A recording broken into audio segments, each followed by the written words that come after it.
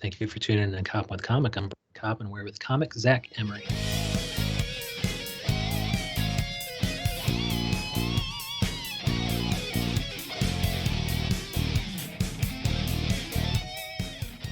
Zack Emery, how the hell are you? I'm doing all right. How are you, man? Oh, good. Thank you so much for coming on and let people know where they can find your comedy online. I know I follow you at Zack Emery is Dead on Twitter. Is that where you are everywhere? That's Zach? that's Yeah. pretty much it. I had a website. I took it down. I didn't like it. Okay. Yeah, Zack Emery is Dead on Instagram is the best place to find me. Yeah. What kind of stuff are you doing on Instagram? Let's check you out here. Make sure I follow you across platform. Is there a kind of a difference in the comedy that you're doing for Twitter and for Instagram? No, I mean, it's basically all the same thing. I'm either, I go back and forth from am I being serious or am I not being serious? I like to keep people guessing. So I think one of my latest posts was a towel that I saw. On towels it has that little tag on there that says, this is how you should wash it. This is how you should dry it. It says wash dark colors separately, and it really offended me. So I make sure to share that with some folks. But I think I don't know. I think the algorithms are kind of messed up on Instagram currently, because I used to get a lot more traction, and now it's like I'm lucky if like 3 or 4 people. It could also be what I'm talking about too. I haven't, one of those things. Algorithms. You got flagged for telling the truth about dark colors being washed separately. I did. Yeah, it's the secret world NWO that's out to get me, I think. So. And so, yeah, what kind of comedy are you doing online? Are you doing any Zoom stuff or any Instagram Live stuff or podcasts? Or I appreciate the people are doing the Zoom stuff, and I appreciate that they're doing what they can in the situation that we're in. For me, it's not for me. I believe that comedy is kind of like it's supposed to be like a little dark secret, and it's supposed to be done, in a basement in a dark room with people and energy. And I don't feel like you get the same effect. So me personally, I'm not doing it. I was doing a just like going on Facebook Live and just kind of doing whatever I felt like that day, but I haven't really participated in any of that stuff yet so far. And when it comes back, it'll go back to a dark room in the basement, secretive, and it's like everybody will feel like we're about to die, and that's how comedy should feel, right? Absolutely. You should go in not knowing if you're going to come back out. That's the true excitement of live comedy, in my opinion. Dude, I love it, and I'm ready for some hot takes here, because the dark colors wash dark colors separately. That towel bit, I mean, that just shows that you're ready for whatever I'm gonna throw your way. I'm gonna get some provocative fucking content. Let's do it. And it sounds like you can take any side of any issue, and so I'm going to quiz you. I'm gonna throw out a hot button topic, and I want you to take each side. So I'm gonna say, and you can also say pass. Oh, I have to take both sides. Yeah. Oh, you got to take each side in turn, because I want to test you to see if you're as good as you say. Okay. Let's do pro-abortion. So pro-choice. So pro-choice, pro-abortion. What is my take on it? Yeah, give me a hot take. All right. So let me give you the obviously the pro-choice. The pro-choice. I mean, it's pretty basic, simple. It's a choice that a woman makes. Not a choice that should be made for her. It's not an easy choice to make. And if you're also a numbers person, if you look back at like statistics from since Roe v. Wade, that whole thing went down, you can see that like it actually has helped like lower like crime rates, just simply because unwanted babies are going to be raised in families or broken families that are even more unwanted and are more likely to enter into a life of crime versus, families who want to have the baby and want to raise them in, or, 2-family or, single family, whatever. But the counterpoints to that are, number one, and let's see your take on these. Number one, criminals should have a life too. Just because somebody would become a criminal doesn't mean he shouldn't have been given life, he or she. But also, what about the father's choice? I agree. So 2 things. All right. So on the first thing, the criminal should have a life too, but that's saying that you agree that life begins at conception. That's the argument. That's the argument between pro-life and pro-choice. Pro-choice, most folks don't believe that life begins at conception. It begins at birth. And pro-life believes that it begins at conception. So that take about like, a criminal not being born for a pro-lifer, it's the same situation. Now, as far as your the father's right to choose, absolutely. Like it takes two people to make a baby. Why shouldn't the father have a say in it? And I agree to it. But at the end of the choice, right? Or is the father the one that's carrying the baby around for 9 months? Is it putting the strain on the father's body the way that it's putting on a woman's body? Is the father being judged the way the woman's being judged? Is the father having to put his career on hold because the last month the father's able to work, and then the father needs to be off for a little while so that they can bond with the baby and this and that. So, and also I think the minute you put your dick in a vagina unprotected, man, I think you kind of waive some of these arguments. Absolutely. It's all about personal responsibility. That's the Yeah. problem today with anything that's going on. Everyone's quick to point a finger, but no one wants to take the personal responsibility and their little part in what they can do to make a situation better. Right? Yeah, Absolutely. yeah. You made the choice to have unprotected sex. You know what sex is designed for and what it can lead to. So if you've made that decision, then that's the result sometimes.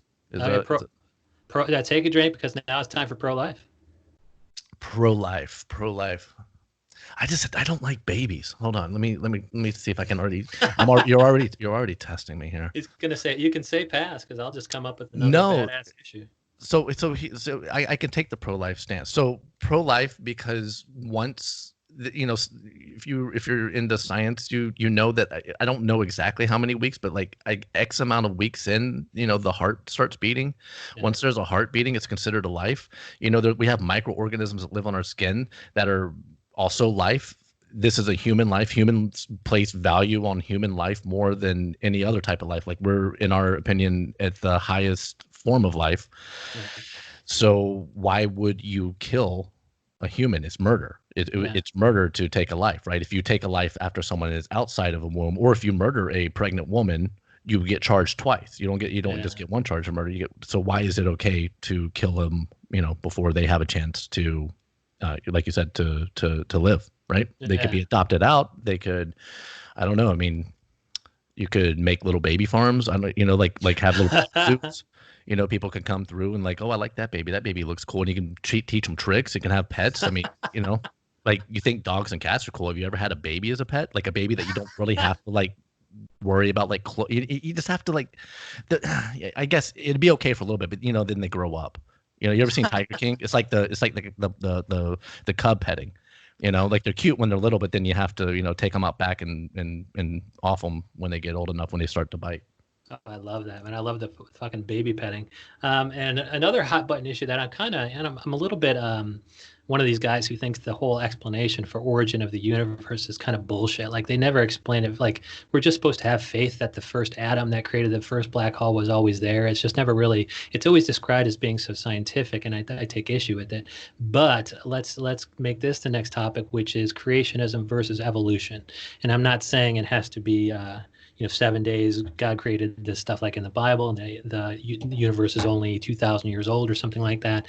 I'm saying, evolution with the whole fucking there was a black hole and then there was a people in the water and then they emerged and all that shit versus a higher power at some point creating even the first atom for the first black hole.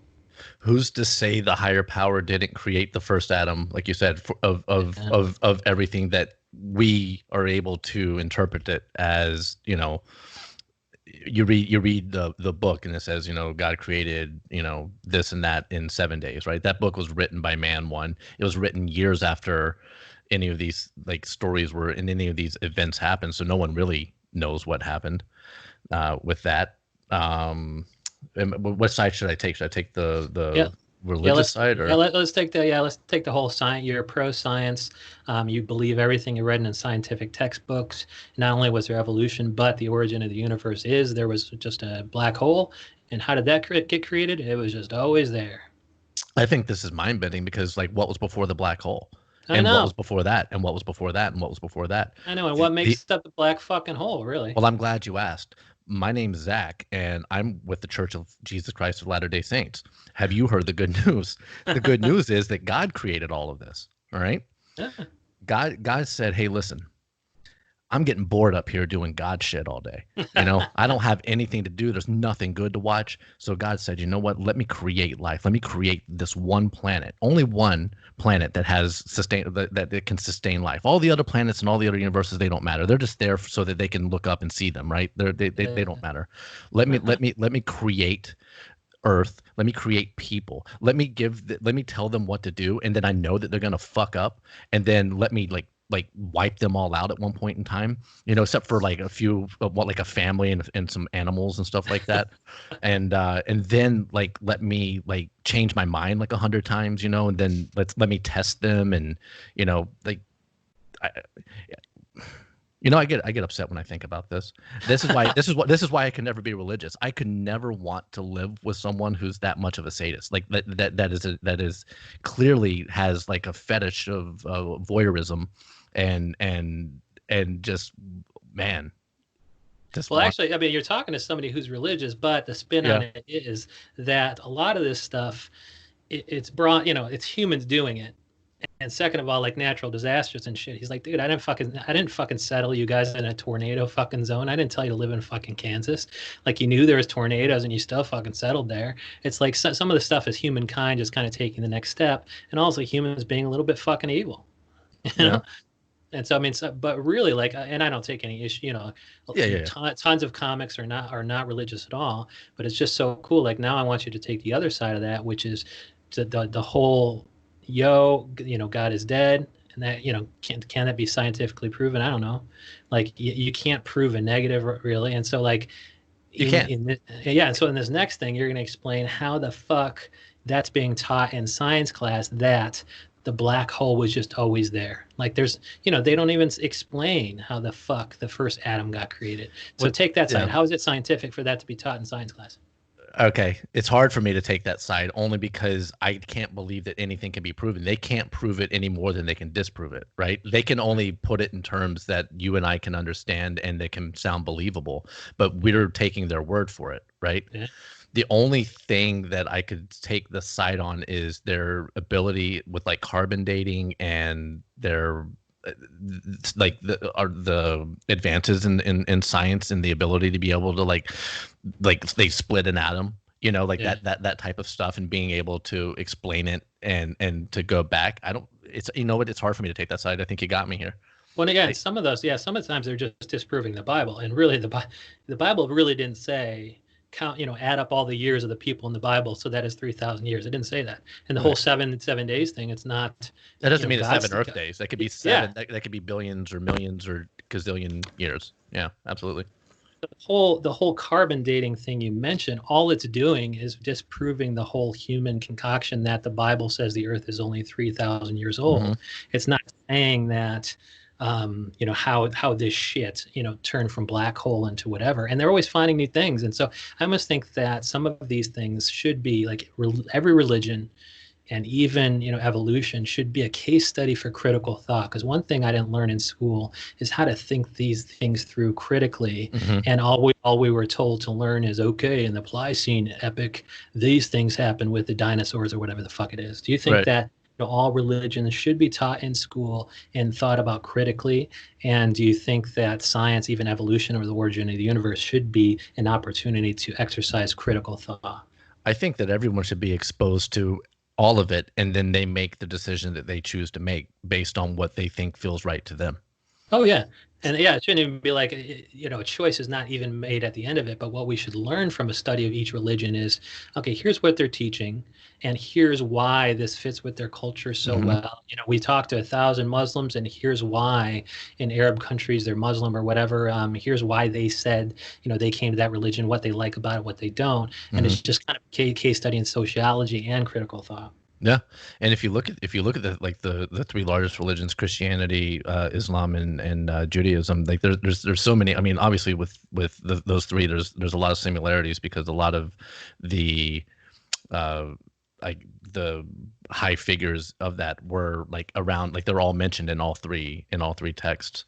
Yeah, and it would help to know that, because did you learn that? I mean, you know that now, and so you taught yourself at some point, but I don't know that we were even taught the similarities between the religions back in the day during school. I don't believe I learned that in school. No, I think that was just like personal. I lived in the Bible Belt for a long time, and I was just looking for any reason to be able to disprove anyone that was trying to convert me at the time, you know. And so I read, the Christian Bible back and front and back and front, just like looking for, you know, things that didn't match up, like Right. coming at it from that view. And that's how I could, between that and the Quran, which actually, as far as like accurate like religious text, the Quran I think is probably one of the more accurate, simply because it hasn't been translated as many times as the Christian Bible or the Tanakh, the Jewish Bible. Okay. Because I'm not, I'm not a pro in this, but I'm pretty sure like the Old Testament part of the Bible was originally written in, I don't like Aramaic or something like that.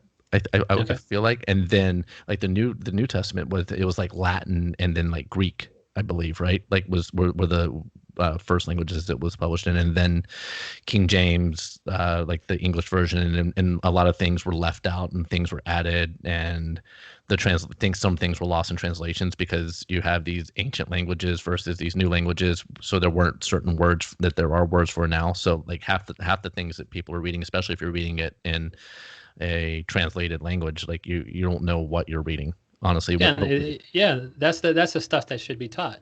Like you said, this religion, oh, it wasn't translated that many times, but oh, here's an example of one version of the Bible to the next, and here's the thing that changed. Or even the fact that you said, oh, all these religious sources mention the same people, Yeah, or all religions have this same God figure, and here's what they have in common, because then you could bring in psychology too, and the psychologist bent would be, okay, here's why people believe in a higher power, blah blah blah, because right. a lot of times it's like people grew up Catholic, and that's why they're no longer religious, because they were forced to go to school, Because they had a forced to go bad to situation. Yeah, they had a yeah, bad bad experience. experience. It's like, well, all these people, even comics get up there and they're like, I'm an atheist. It's like, all right, well, I know you don't believe in God, but like, tell me what you do fucking believe. Like, once you discard all your value systems or whatever, like now, do the hard work of saying, okay, here's how I think the earth was created. Here's how I think people should be treated and why, and all that shit. It's just like, it's almost cheap to get up there. And I was so pissed off, like certain bigger comics and certain specials. I thought, Mark Maron and maybe Joe Rogan. I mean, Hmm. they're funny fuckers, but at some point they have such fandom that the minute they get up there, they don't really have to give you a material anymore, Right. and so they can just say, I'm an atheist, and it's an applause line.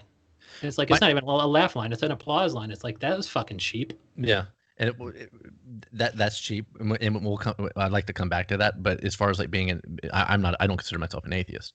I have no idea of knowing. How would I know? Yeah. You claiming to be an atheist, if you have such an issue with organized religion, you claiming to be an atheist and saying that there absolutely isn't anything is just as bad as if someone saying that there absolutely is something. Yeah. You know, And one gets applause from comedy club audiences, though, and one does not. right? Yeah. Well, I mean, but it's also popular to attack anything like things that were, I guess, from the past that were common, like in cultures, religion and those types of things. And I think people who there's so many people that are religious that have so much, like, I guess, negativity about them, and they use their power in a bad way, that people try to group all of them together into one. I don't believe that. I personally, I don't want to be preached to, but I am also one that says, hey, like, I believe that you should be able to exercise whatever you want to, assuming that that doesn't cause physical harm to somebody else. That's my whole thing. Like, whatever you do, Yeah. just don't make other people have to do it if they don't want to as well. And that's, And, and yeah, and that's as an adult, not as like a father, or like a parent to a kid. Like, when you're a kid, like, you can't really control what your parents like want you to believe and don't want you to believe. You don't get to do that until you're like 16, right? And yeah, and then that start kind of rebelling. and that driving belief really is consistent with the fact that you were able to successfully go on a couple big topics on both sides of the issue. And my next question is, is any of these big issues making its way into your comedy when comedy returns live in the dark basement? Yeah, I think I have like a ton of like abortion stuff. It's not. I don't joke about it like to get the shock value of it. I these things, religion and abortion and what else did we talk about? Religion, abortion. There was something else. Yeah, I think we only got to about 2. Okay, so religion and abortion. I don't talk about them like just for the shock value, because people, when you use the word abortion or you use the word, this or that, like people, like you said, they get a cheap laugh off of it. I like to get creative with it. Like I want, like it's a dark topic. It's a topic that people sometimes try to avoid, or they feel very uncomfortable about. And I want to make you feel more uncomfortable about it, but in a way that makes you feel good at the same time, that makes you laugh, that tricks you. I love I love misdirecting, and I love being misdirected. I love watching like Black Mirrors and Twilight Zones, and then I love watching comics like Stephen Wright and Anthony Jeselnik, and like these guys that just like this misdirect you, like take you one place and take you to the other place. So those things do make it into my material for sure.